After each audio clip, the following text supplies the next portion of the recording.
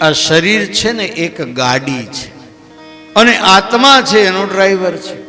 હવે આપણે ગાડી લઈને જતા હોઈએ અને પાછળ ડિક્કીમાં કદાચ 20 કિલો કે 40 કિલો વજન મૂકી દીધો હોય તો આપણે ડ્રાઈવર ચલાવતો હોય એને વજન લાગે, ગાડીને લાગે.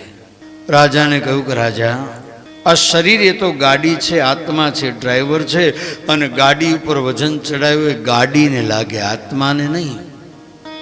જ્યારે આ વાત કહી ત્યારે રહુગણ રાજા નીચે ઉતરીને ચરણમાં પડી ગયા અને કહ્યું, મહારાજા કોણ છું?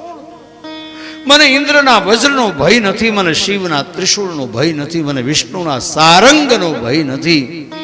મને ભય છે તો બ્રાહ્મણનો ભય છે. આપ બ્રાહ્મણ તો નથી ને? ભરતજીએ કહ્યું કે હું પોતે બ્રાહ્મણ છું. ચરણમાં પડી ગયો છે. રાજા, આજ ભરતજી બોલ્યા પણ શું કામ બોલ્યા? પહેલી વખત બોલ્યા છો આટલા સમયની અંદર. શું કામ બોલ્યા ખબર છે? કારણ કે ઋણાનુબંધ સંબંધ બંધાયેલો હતો ને એટલે બોલવું પડ્યું. કયો સંબંધ? પેલો હરણવાળો. કારણ કે આ રહુગણ રાજા છે ને આગલા જન્મનું હરણ હતું જેમાં ભરતજીને મોહ થયો હતો એ